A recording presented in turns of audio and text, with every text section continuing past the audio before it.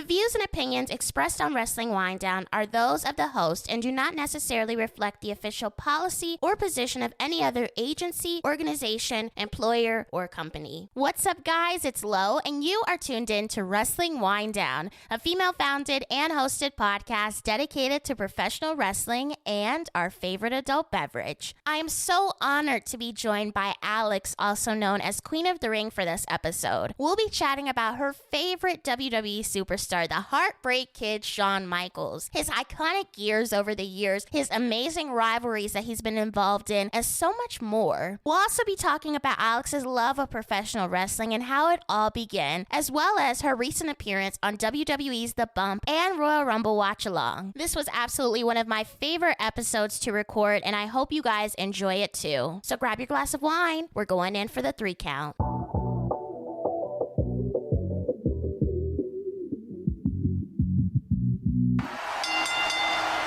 I am so honored to have Queen of the Ring, Alex, here with me today, and we are getting into the good stuff.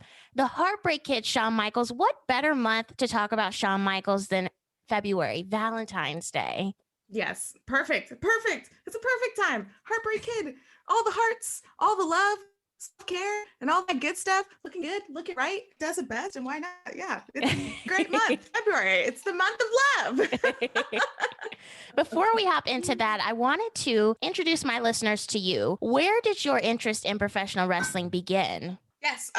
Well, I have 2 older brothers and I grew up in the 90s. So that pretty much sums it up. Growing up in the Attitude Era, and I was the punching bag for my brothers. I was getting like pile drivers for days. Oh, geez.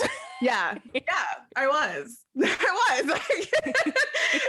then I was getting like pile drivers for days and like super kicks and all that stuff. But of course, like we took it out on our pillows eventually. Mm-hmm. But yeah, that's where it all started. Like, I like to kind of joke around with my family and say I was born into a non-wrestling family, kind of, because my godfather was really into wrestling, and he would go to Madison Square Garden all the time for Bruno Sammartino and Gorgeous George, and then my dad would go with him, and then my older brothers loved like the golden era, so like Ultimate Warrior and Macho Man, and then I came out. And my first wrestling pay-per-view I remember watching was Wrestlemania 12. Mm-hmm. And that was the one with the Iron Man match with Shawn Michaels. And my brother was rooting for Bret Hart. And I was like, well, I have to go against my brother, so I'm going to root for the other guy. Who's the other guy? And that's when he had his grand entrance, zip-lining down. And so he zip-lined down into my heart. And that was that. What a good way for you to get introduced to Shawn Michaels. I mean, when I think of Shawn, that's one of the top things that I think of, that zip lining down to the ring. That entrance was so historic, in my opinion. Oh, yeah. So what a great way for you to get introduced to him. You are a YouTuber, and I want to know all about your journey. So you've been making videos for a very long time now. When did you decide to start creating videos? And did you look for anyone as inspiration? Yeah, so before I did all the YouTube stuff, I was an actor, and I did comedy and stand-up and improv in New York City. And I took a little hiatus from that, and because it was like hard to pay bills as a struggling actor, of course. And so I took a little break from that. And then I remember I went to my first WrestleMania, which was WrestleMania 33. And I went there and I was like, just like enjoying the show, commenting on everything. And I noticed during the Andre the Giant Battle Royal, Goldust was wearing his WrestleMania 12 gear when he had his match against Rowdy Piper in the street fight. And I said that, and everyone around me was like, oh, what? Oh my God, that's so right. And of course, like everyone pulled out their phones like, oh my God, you're right. And I'm like, yeah, I am. Like, yeah. And I realized like I had a lot of useless, maybe not so useless now because I've been doing it for 3 years, but I had a lot of like knowledge about wrestling that was just like kept away in my brain. And so I was like, I got to do something with this. And I was watching a lot of wrestling YouTubers like Brian Zane from Wrestling with Regret and Cultaholics and What Culture. And I noticed there weren't many women doing that at the time. So I was just like, let me do it. Why not? I have the pizzazz, I guess, being in front of a camera, being an actor. I know how to do it. Right. And so I spent a year just like studying the algorithms of YouTube and trying to figure out how to be like consistent and what was needed at the time with wrestling. And I felt like at the time, everyone was just like predictions and results and journalism and this and that and blah, blah, blah. And that's all cool and dandy, but I've always loved wrestling because of the theatrics of it. It's pure entertainment, art, you know? And so I was like, nobody's doing anything like that. Like nobody's like doing anything. Like I watched a lot of Jenna Marbles. Yeah. And so, yeah. And so I got inspiration from non-wrestling YouTubers. Like I got inspiration from like all the wrestling vloggers and all like the kooky people on YouTube that would just sit in front of a camera and just like talk and just like vibe and talk about this and talk about that. And I was like, I want to do that. Like I'm more into that kind of form of talking about wrestling than just like, I'm a journalist and I'm going to make pretend $100. Like, I'm not a journalist, you know, like I'm not good.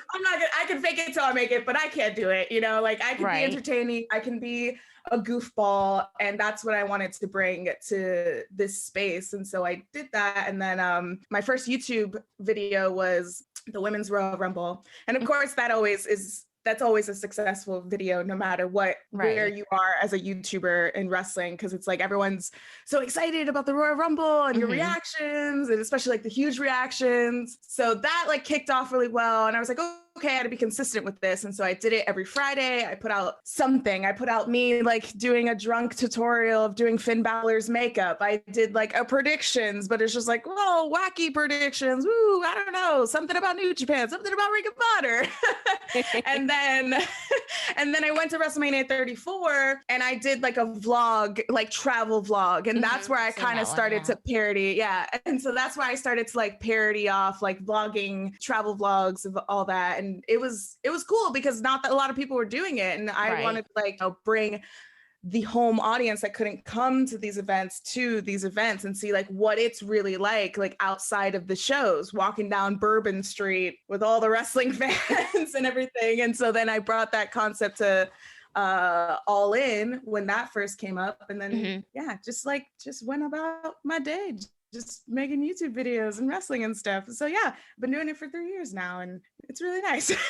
What has been your favorite video to produce? My favorite video to produce. I really liked doing my top 5 HBK gears because that was just like, I felt like I was just like throwing something at a wall when I did that because I wasn't something I did before. And I worked green screen and I worked with like researching all of his gear. And it was just like personally my favorite gear. And I thought a lot of people liked it too, because everyone was just like, oh, I didn't know like he wore that gear. Like that's a really cool entrant for that kind of list. And that was fun to come up with the list, dress up as Shawn Michaels and just be myself. And yeah, that's probably my favorite that I've done.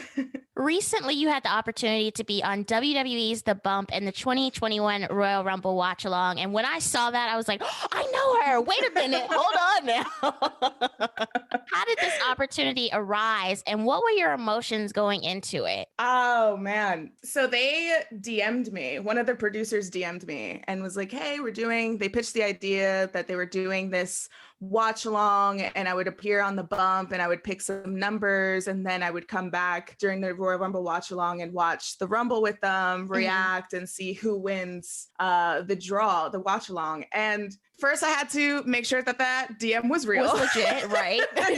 yeah. Because I was like, are you really a producer? And so it was legit and I freaked out. Rightfully and I started crying. Yeah. And I started crying because like I've been doing this for 3 years now. And especially now with everything that's happening with the pandemic, like it was hard to adjust to doing this at home now, especially when I was doing a lot of traveling vlogs. Right. And so I even talked to the ring announcer J Rose. I talked to him about that and I was just like, I just don't know what to do. Like I've kind of struggling a bit and he helped me out and a lot of other people helped me out and they're like, just continue to do your best and all that stuff. And I felt like I was struggling a little bit. And then they like reached out to me. They're like, hey, we like what you do. Come join us. And I'm like, what?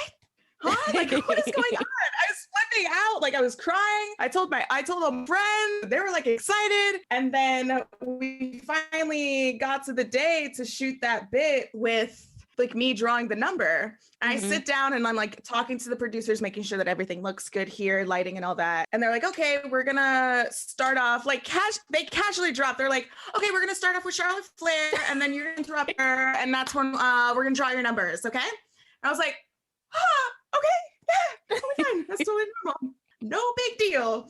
And so they had her interview, and then she's just like glowing because Charlotte Flair is immaculate and so beautiful. And she was like, showing off the Mountain Dew and all that stuff. And then I came in, and it was like a countdown. And I was like sitting here in this same setup, just like, hey, hi, how you doing? But my hands were shaking like crazy. And it was just wild. And then like the actual watch along was a lot of fun. It was just insane. Like, it was just insane. Like, sometimes I'll look back and I don't know, sometimes when I have like a sad day, not really like feeling too confident, like I'll look back at that and I'm like, that still looks like it's green screened. Like, I feel like I photoshopped myself into that. You photoshopped your picture onto the what was it? The watch along? Yeah, the watch along. They forgot to put you in. I don't blame you there. Good call. Good call. I think RJ City made his, and then I was like, well, where am I? Let me just plot myself right in the middle. Yeah, right in the middle. Just like, hi. That is such a cool experience. And I'm really glad that you were able to do that. And I hope that they actually bring you back soon. I mean, it's so cool to see someone that follow online, that you've watched their YouTube videos, actually have that opportunity. Not many of us get that opportunity. So you should be very proud of yourself. Pat on the back. Thanks. You've recently started your venture of Twitch, which has been really interesting. I know you do your Twitch with Kayla, the Church of Joshi. Yeah, on Kayla Vision. Church of Joshi. So y'all do that together, but you also have your own channel. So what made you want to dive into this new platform? I would do live streams on my YouTube channel. When they had Dark Side of the Ring, I would do live watch alongs. And I was doing that. I was having fun with it. And then my friend Kayla, who's Kayla Vision, she started doing Twitch. And then she invited me on to do this show, Church of Joshi, because we were talking about getting into Joshi wrestling. We really wanted to venture out there. And sometimes we would like FaceTime each other, and we would have these big like FaceTime parties where we would watch something together with the rest of our friends, and we would watch wrestling events like Money in the Bank, Wrestlemania. And so we were like, let's do that with Joshi, but let's do it for a show on her channel. And so I was doing Church of Joshi on her channel, and I still had my YouTube channel, and I would do some live streams there, but I would see how interactive Twitch was. Yeah. And it was completely different than YouTube, because at least like with YouTube, they have like super chats where people can pay to like, put up message bigger on the screen in the chat. But with Twitch, like you could have so many like, I don't know, bells and whistles going around on the screen, with bits and gifted subs and hype trains. And I thought that was a lot of fun. And I felt like it was more interactive with the audience as a creator on Twitch than it was on YouTube. And on YouTube, like the live streams are fun, but it is pretty difficult to come up with a concept of a video, edit the video, and make sure it looks good. Right. Make sure it's edited well, and then post it up, and then it'll get like 500 views. You work so hard to just get that. And I felt like it was a little harder to reach out to other creators on YouTube and like collaborate with other creators on YouTube, because it's just like, you slide into their DMs on Twitter or Instagram or anything like that. And I'm somebody that have very high anxiety. So I just feel like if I like DM someone, I'm like a burden. I'm like, oh my God, they don't want to talk to me. Yes, it's the type of person I am. But with Twitch, it was cool because like you could bring your audience to another person's audience and raid their channel. And then like we're doing a stream. Oh, thanks for watching. Let's go raid this person. And then like we would raid somebody else, and then like we could show them some love, or somebody could come raid me and they could show me some love, and I give them a shout out. And I like the interaction of that. It was like much more community based. Right. And I liked that premise, especially now that not much to do, going outside or anything like that. So I really like that concept. And so I've been doing it since November now. It's February. And it's great. We do watch alongs there. We do like so many different things. Like we watch along with some live events. And then we do like just random wrestling watch alongs. Like this past weekend for Valentine's Day, we did a Heartbreak Hotel session where we just watched Shawn Michaels matches. Yeah. So it's fun to have like different themes and dress up, and then you could have like different backgrounds, and just like it was interesting because my brother went to college for all this stuff, and he's like, this is wild. Yeah. And he was like, this is wild that this is all just shrunk down in a program on your computer, where back in the day, like maybe like even 10 years ago, 15 years ago, it was just a huge room, right? You know, a broadcasting room. And I thought that was really cool when he said that, because it's like, well, that makes this even more special then, you know, and you could still do it on YouTube as well. Right. I just felt like it was just like a little bit better for me, just because I was much more used to being on stage when I used to act and do comedy and stuff. And so that's what Twitch feels like sometimes with me. And so I'm like much more comfortable on Twitch and just being live and open, as opposed to being alone in my room, sitting in front of a camera, reading a script. It's a little harder. Find that Twitch is easier to use than YouTube? Because I've ventured into Twitch, like looking into what goes into it, and I'm like, what the hell is this? It seems very like you have to know what you're doing. Yeah, it's a little bit like you have to know what you're doing. I feel like there's a lot to go on to Twitch. There's emotes, which is like your own emojis and bits and all that stuff. And it's definitely takes some time to just research and watch all those like tutorial videos on YouTube to learn it. There's a lot to it, but once you kind of get the basis of it, it's just like, oh, okay, now I get what this is. And it's all like trial and error, really. Because like I would say my first month of streaming, my streams would drop because my internet was so bad, or like I was doing, like my CPU, whatever. I'm still trying to understand it. Don't really know it either, but like all the CPU and all the streaming and all that stuff. So like there is a lot that goes into Twitch, but once you get the groove of it, it's so much fun. It's so much fun to just like connect with different people, and connecting with those people live too. It's fun. It's difficult, that's for sure. It's like, whoa, like my friend Kayla Vision, when she started out, and like I was just like, oh wow, there's a lot that goes into it. And then in November when I started it, I was like, well, I give you a lot of respect for just like learning it, because she's like brand new into the content creating world, where I've done 3 years and I'm still like, I don't really know what I'm doing. Get into it. The Heartbreak Kid. You kind of explained a little bit how your interest in Shawn Michaels began. Wrestlemania, you saw him, he slid into your heart. What has made you, or what has kept you interested in him? Now he's retired, he's helping out with NXT, he's had this historic career, but what makes you still captivated by him? I don't really know how to explain it. It's just my heart just flutters so much when I see it. He's the first wrestler that I fell in love with. And he's the first wrestler that actually like hook, lined, and synced with me.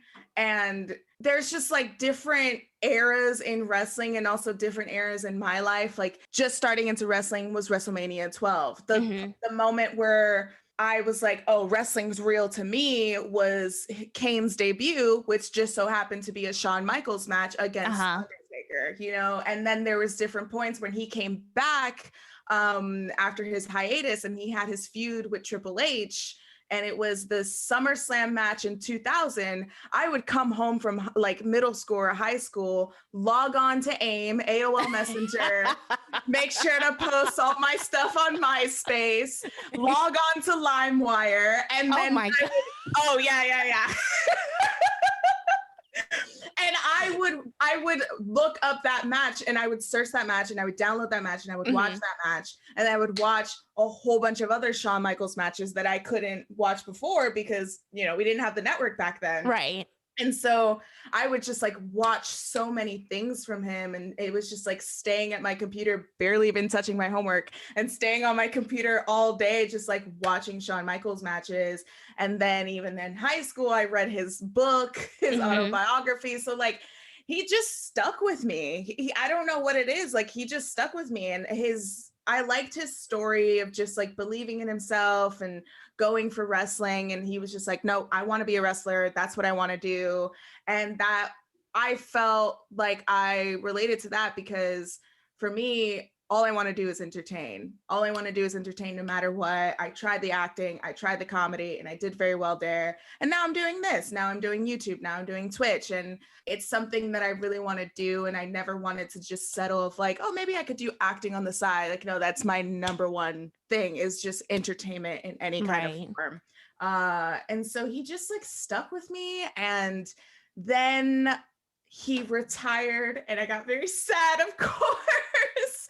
but then I had a lot of respect for him because he was one of the wrestlers that stayed retired, you know? And I really enjoyed that when he came back and he was helping out NXT. I mean, obviously, if I was a wrestler in NXT and I heard Shawn Michaels was going to come back to train, like, I'm going to those classes every day. Right. I will be there first. Exactly. And so like, I thought that was really cool to hear the wrestlers talk about that. Like all the superstars talk about how they like admired him and he came down and he started to train with them. And he really believes in that next generation too, because he reps NXT so hard, no matter where he goes. He always wears the hat with like some weird ass tie, trying to dress up, you know? But I really like relate to him not really so much relate to him, but there's just something about him, like with his charisma throughout his whole career that just stuck with me. And I think that like, he's just the best wrestler. Like there's, you know, there's Stone Cold Steve Austin, there's Bret Hart, there's Eddie Guerrero, but like he was just the one, you know, he had the mic skills, he had the charisma, he had the talent, the Showstopper, Mr. Wrestlemania, all the cool nicknames, you know, like he had the great ring gear, he had a great theme song. He's just the greatest. He's the best. Speaking of theme songs, since you said that, he does sing his own theme. And it's very rare in WWE now where people sing their own theme. My one friend, Iridian, who's on the Rest Front, she thought that the Big Show was in the studio singing well. Like, she thought that was all him. I thought it was him too. Okay, but just recently, I found out that Trish Stratus doesn't laugh in her. I found that out too. Yeah, and is it it's Little Kim who sings it? Yeah. Blew my mind. I thought that was Trish too. I thought that was her too. But Shawn Michaels, he was in the studio. He belted out his lyrics, okay? He did his thing. He did. If you were a WWE superstar, would you belt out your own theme? I have to know. If they had a lot of auto-tune to back me up, yeah, I would. Okay, so if they didn't have any of that, who would you bring in to sing your theme? Ooh, who would I bring in to sing my theme? If I were to be a wrestler, if we were going to break this down, right? If I was going to be a wrestler, I think my gimmick would be like some mullet rocker kind of chick, like almost like a combination of what Chyna was mixed with Shotzi Blackheart. Like that's how I always imagined myself to be as a wrestler. And so if I were to get a band, I would probably get someone like not a heavy metal band, but like a punk band like Bikini Kill or another band. They're a smaller band from Canada. I think they're from Canada. I'm not too sure. They're a band called Bad Waitress. I really like that band. So something more within my aesthetic, but it's definitely something that would always be playing on my Spotify as well. We know over the years, the Heartbreak Kid, he's had some show-stopping gear. You mentioned it earlier, but you did a video on his gear before. But what have been your personal favorites of his? I went and I did a little bit of research. I saw some pictures. I was like, okay, I like that one. But I want to know yours first. Oh, man. They're all just so good and they're so shining and all the hearts are just so well placed. But my ultimate favorite gear of his of all time is SummerSlam 1995, where he had the ladder match against Razor Ramon for the Intercontinental Championship. And so he wore teal. And that was the first time at that time where I saw him wear something other than white or red. Red, black. Yeah. So then I was like impressed. I was like, I like this color. And now it's my favorite color. And I think maybe subconsciously he planted it in my brain when I was young, like, this is your favorite color because you've never seen me in this. Boom.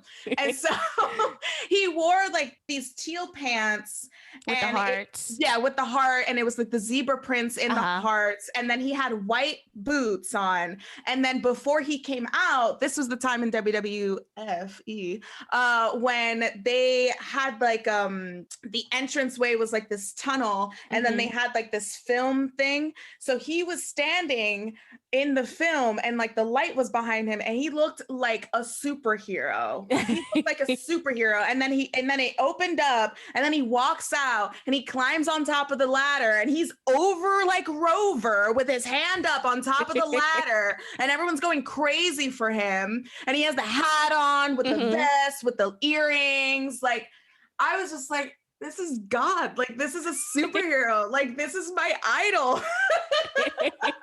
He looked so cool. And it was so different to what he usually wore as well. And it was for a SummerSlam. Like, it's one thing if you're wearing it for WrestleMania. But at the time, like, SummerSlam, it was big, but it wasn't as big as WrestleMania for him. So for him, to me, for him to like change up his gear like that was just like, oh, this is really cool. I feel like those 90s were like some of his best outfits or his best gear, in my opinion. He had the hats, he had the earrings, he had, like you mentioned, the teal, he had the red, the black, the white. He had a lot of different designs. And then I felt like further in his career, he had some jaw-dropping gear, but it was more, he kept to the same. He didn't really stand out as much. Would you agree? Yeah, he wasn't as flashy like later in his career. Like the one gear that stands out was from WrestleMania 25 when he was in like the Taker gimmick gear, but it was all like white. Yes. The all white. But in the ring, that's my least favorite gear because it looks like he's wearing a diaper in that match.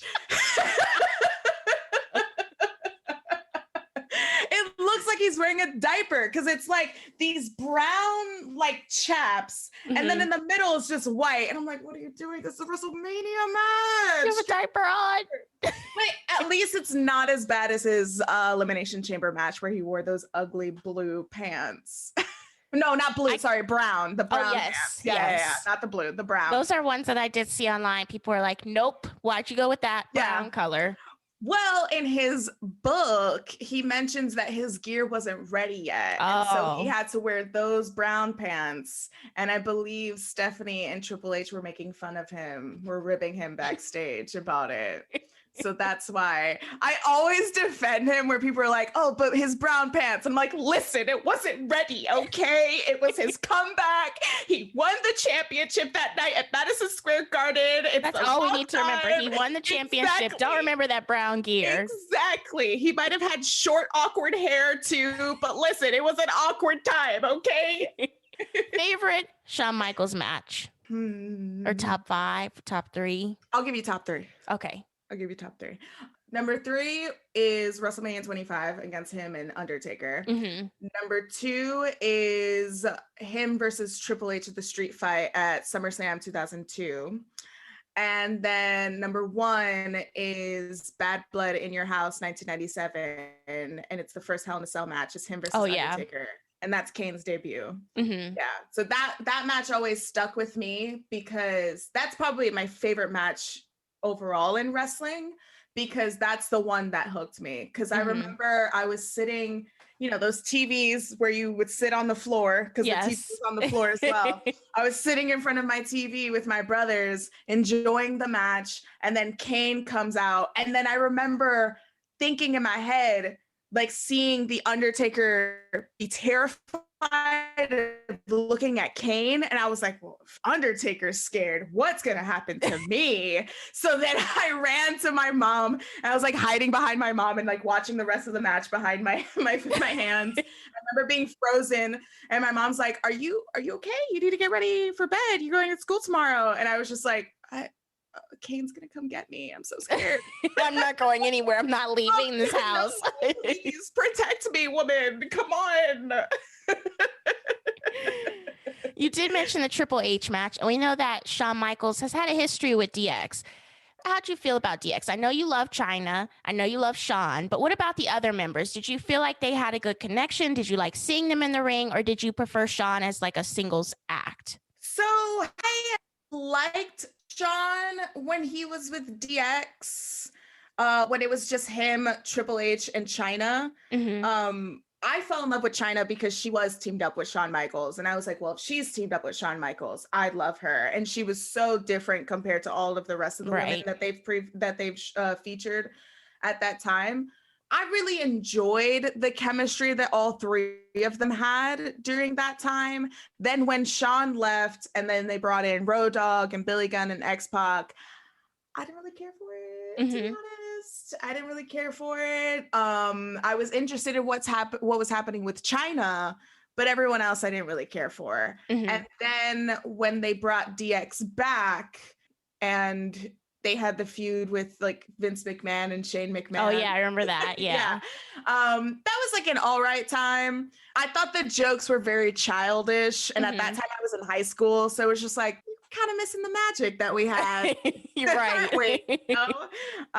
But I think that my favorite era of DX was the beginning of it with Shawn and China and Triple H. And yeah, I like him as a solo performer. I think he works well with other people. Like even when he had that short run in NWO, which was unspeakable to be honest. But like even then, like he was meshing well with other people. Right. But he did so well by himself though. Like he did very well by himself. And with the promos, like it's hard to say because like he did very well by himself, but then in the beginning of DX, he did so well there because he was with his best friend. Right. You know, Triple H, and then he was with China, and that was always great because she was silent, but they would play off of her.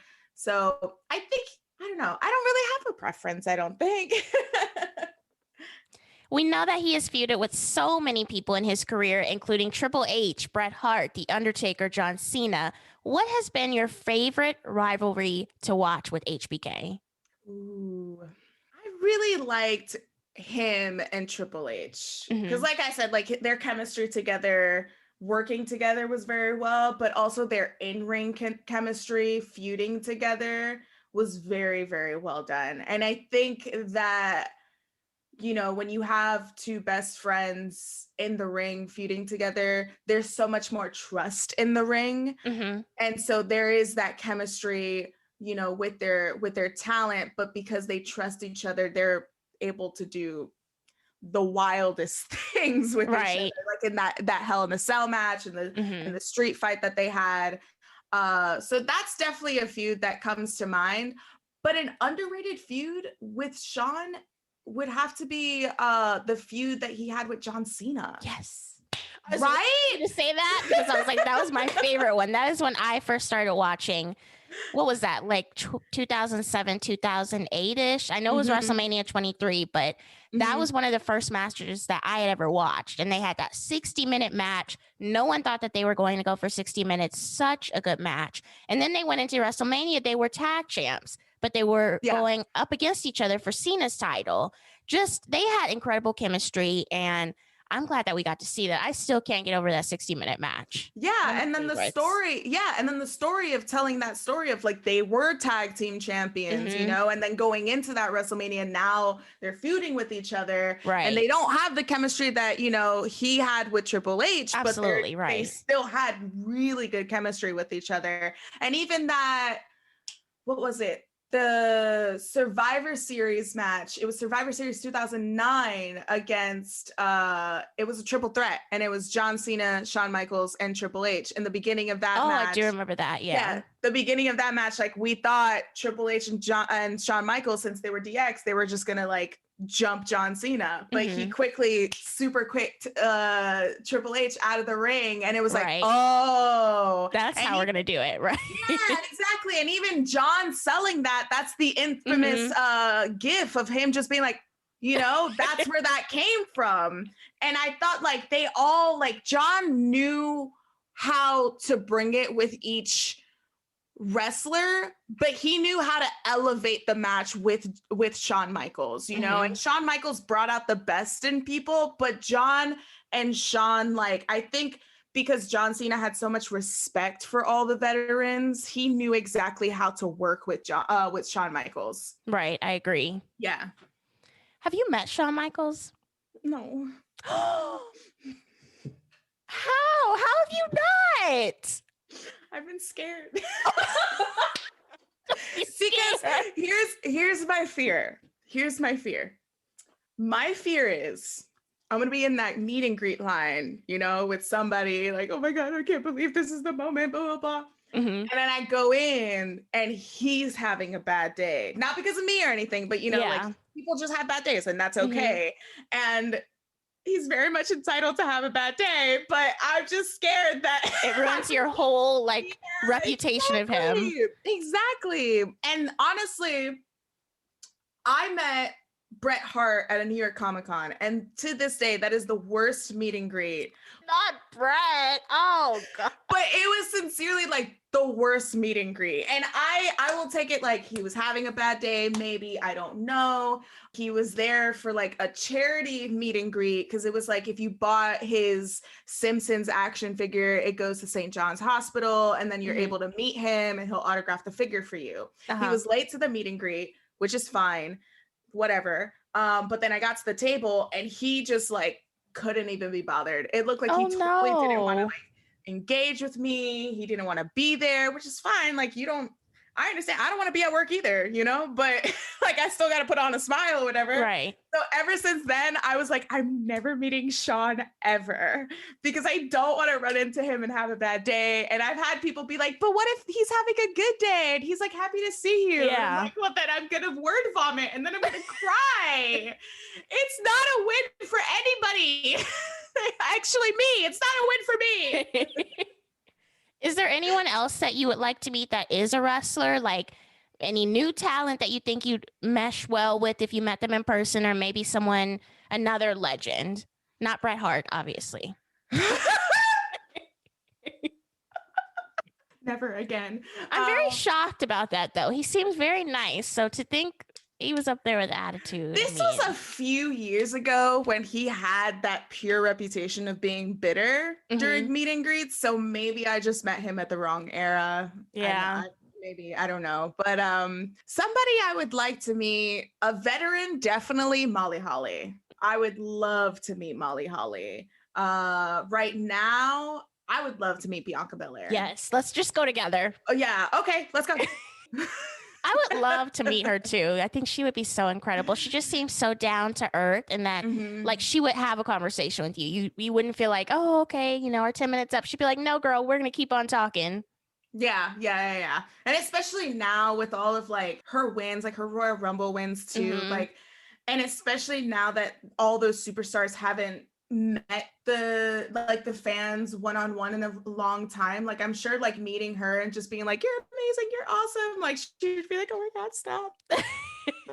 And super down to earth and having a good conversation with everyone and just being very engaging with everyone and loving with everyone, because I know that right now she has so much momentum with the fans and on TV, and there's so many people backing her. There's so many people that relate to her story. Right. There's so many people that love her too, and she has the charisma, and she has that camera loves her, and she really knows how to bring it. And I feel now I'm so excited for her Wrestlemania. Me too. Excited for her Wrestlemania. Have you done any of the virtual meet and greets that WWE has had? The bump, meeting Charlotte Flair. Okay, that qualifies.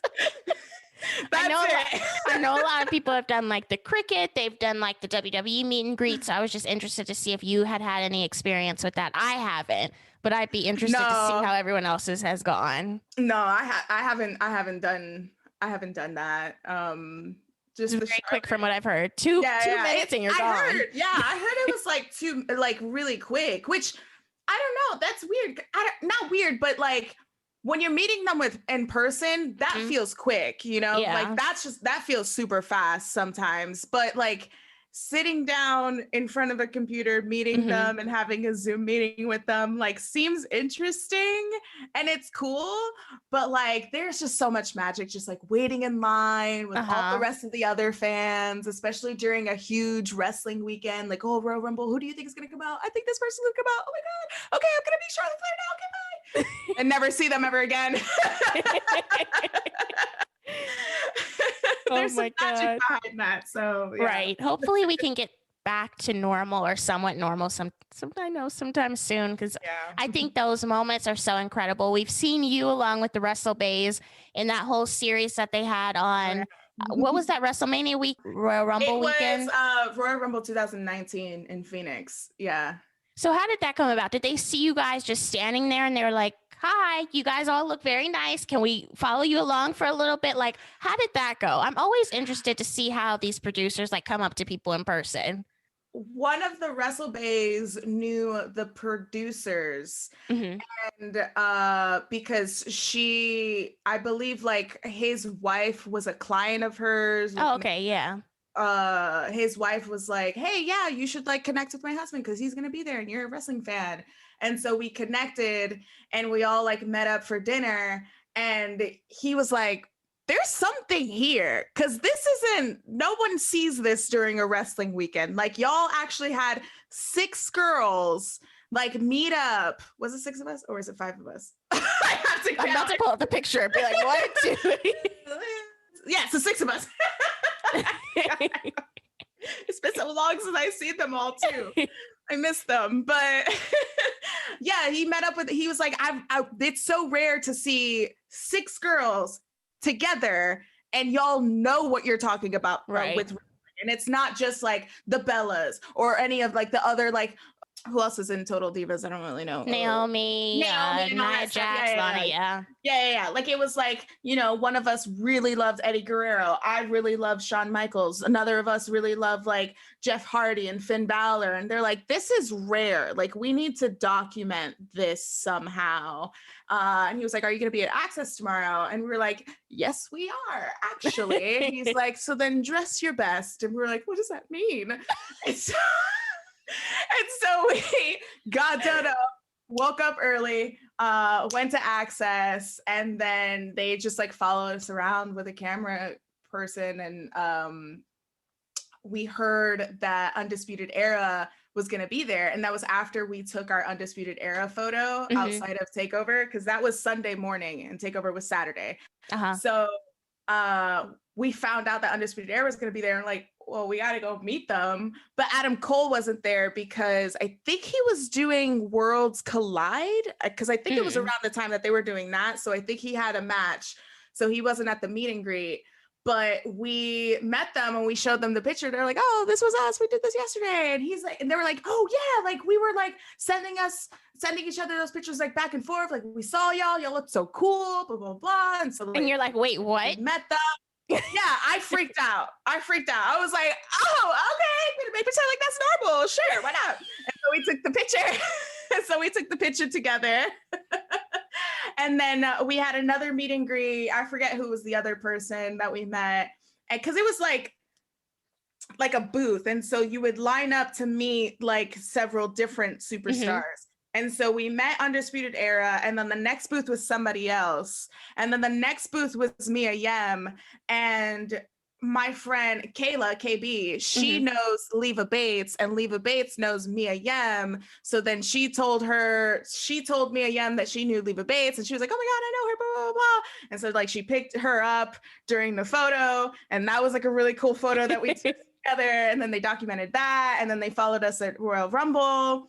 And yeah, it was really great. But I think we were all really shocked of like, this is wild, because none of us were supposed to be there. Like, all of us, it was like one person had a ticket, and then another person got a ticket, and we all planned it like a month ahead. Like, we were like, well, if you're going, then like, I guess I'm going. And the other person's like, well, if you're going, I guess I'm going. Like, I don't want to be the only one like left out in this. And right. So we all like 6 girls sharing one hotel room. So like all the mirrors were taken up, and yeah, we just like didn't like a month ago we didn't really plan to go, but we all wanted to see each other and we went. And then that happened. It was just like, what is going on this weekend? Like, we almost kind of felt like celebrities low key a little bit, which was wild. Like, I don't like to think like that, but it was just like, what kind of famous? Oh. So you have had a lot of HBK gear. You just mentioned that you guys dressed up, but you've had HBK gear. I saw it the other day, but you've done a lot. Yeah. Which one has been your favorite? My favorite, honestly, is the one from the other day, because I recently got red eyeliner from NYX, and I've been playing with that, and so I was able to like draw a heart on my face. Mm-hmm. And what inspired me to dress up like that was all the little girls that would like fangirl over him back in the 90s. Yeah. And front row with the hat and the glasses and the gloves and the shirt, the oversized shirts. Mm-hmm. And so that was my inspiration for Saturday, to dress up like that and just have like the heart on my face with the glasses and the hat and the gloves. And yeah, that's been my favorite, but my overall goal in life is to have like the full setup, the actual like hat with the vest, with the boots and the pants, and hopefully I can achieve that. Fingers crossed. You got to find his seamstress. I know, some seamstress, someone like, please make me look like this. Cool, great, thanks. Here's money. As we were talking about, you know, you have your group of friends, your female friends that you guys go to wrestling shows and stuff.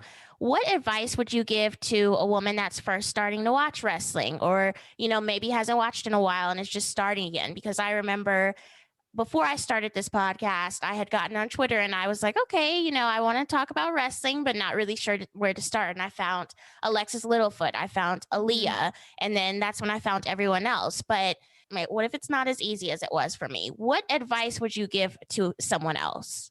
Definitely for someone that wants to get into wrestling or wants to get back into wrestling, find the kind of wrestling that you really love, you know, mm-hmm. where it's just like, you know, maybe you like only women's wrestling. There's only women's promotions that you can watch, you know, and like, it's an easy Google, it's an easy look up definitely on YouTube, but definitely right. Like if anyone wants to get into wrestling and talk about wrestling with different people, try to, this is hard coming from someone who has a little bit of social anxiety, but like just trying to connect with different people, like, especially with different women or queer people or non-binary people, because I will admit, it is scary to jump into the shark of like, I want to talk about wrestling on the internet. 100%. All like, you don't know what you're talking about because you're a woman and this and that and blah, blah, blah. And it's just like, wow, I just want to enjoy wrestling just like you. Calm down. You know, like that's very intimidating, but definitely trying to find someone that you can connect with, like even like through Facebook groups. Like Facebook groups definitely helped me out with wrestling, and there's different Facebook groups just solely for women's wrestling, or even mm-hmm. solely just for queer wrestling, and just try to connect with different people there, and maybe even them, oh, I saw that, like, well, this was back when we weren't in a pandemic, but I would connect with people, like with Kayla. Mm-hmm. When I first connected with Kayla, she was going to Wrestlemania weekend at WrestleMania 34. She was going there as well. And so we DM'd each other and we were like, oh, are you going here? I'm going to go to this show. Like, do you want to meet up and go to this show together? And she was like, yeah, this is the show I'm going to. I'm going to this one, that one, that one. Aww. Like, if you don't have any plans, like you could come with us and you can hang out with us, and definitely just like connect with people that way when we are able to, you know, go outside safely, right? Yeah. That's how her and I connected. We just went to the same shows together Wrestlemania weekend, because I went by myself. Mm-hmm. And so I was like, I don't really have any plans. So yeah, I'll go to these shows with you. And so we went to the same shows together and we just connected. And I had a Trixie Mattel makeup bag in my purse, and she saw that and she was like, you like Drag Race? And then we just connected more with that. And then we liked Drag Race. We went to the Museum of Death. We talked about Mind Hunters. Like, there was so much more than wrestling, right, you know, to talk about. It's hard making friends. I will say that, just in general, you know, like it's really hard to make friends, especially online, because it's like, who am I talking to? You know, strangers. But definitely like, trust your instinct and make sure that you are talking to the real people that you are talking to. Yes, we don't want that. Yes, we will call Neve. Yeah. The lies end today. I love that gif. I love that gif. But it's definitely hard to connect with people. But I would say like just try your best to reach out and see like, definitely any of those like Facebook groups work. And even if you like, I know with my Twitch community, like a lot of them connected because we have a Discord, even like joining a Discord, like with my Discord, we talk about wrestling, of course. We talk about New Japan and WWE and all that stuff. But we are also talking about WandaVision. We also like bounce back of like, hey, are y'all watching this movie? Like, you should watch this movie. You should listen to this music and this and that. Like, there's so much more to connecting other than wrestling. Wrestling is definitely like the basis of it. Right. And it's a good base to start off. But there's so much more to connect with different people. And just like kind of having the confidence of breaking out of your shell. It takes a lot. It takes a lot to just reach out to somebody and be like, hey, do you want to be friends? Like it does take a lot, but just trust in yourself and just be yourself and know that like, if that person doesn't really like you, that person's not meant to be in your life. It is what it is, but definitely just try to reach out like with different Twitch streams, different Discord, even on Twitter, just seeing like someone that you like on Twitter, following them and liking their posts and be like, oh my God, you look gorgeous, girl. Oh my God, you look so good in that shirt. Wow. And then maybe DMing them and just being like, hey, I want to be friends. Like, you seem really cool. Most of the time people are like, yeah, I have no friends either. Let's do this, So I don't know if you know, but Ella J from A Wrestling Gal had interviewed me earlier this year, and she had asked me, who do you want on your show? Like, who do you want on your show in 2021? I had named you and Brittany Sacco. I have both of you on the show at this point. So I'm so thankful. I'm so happy that I could have you on. Thank you so much. We're having a moment. No, thank you so much. I mean, I follow y'all on Twitter and Instagram, and I think that y'all are doing such a good job opening up broader like the space of wrestling, especially for women, because it is, like I said, it's a scary space to enter. It really is. It's such a male-dominated space, and especially through the internet, like it's a little toxic, just a little bit. But I think that y'all are doing an incredible job opening up that space even more for so many different people. So thank you. I'm really happy to be on. Oh, where can the people find you on your social media, as well as when do you Twitch stream? Yes. So on Twitch, twitch.tv/Queen of the Ring, I stream Monday nights, Wednesdays during the day, like around noon Eastern time, Friday nights and Saturday nights. Usually at nights, it's at 7 p.m. Eastern time. We watch wrestling, we play video games, we have community nights where we all get together and play Among Us and Mario Kart, which is a lot of fun. And then on Instagram, it's @_Queen of the Ring. On Twitter, it's Queen of the Ring with 2 G's. And then youtube.com/Queen of the Ring Wrestling. You can find me there. There's so many platforms. Is that it? I think so. Yeah.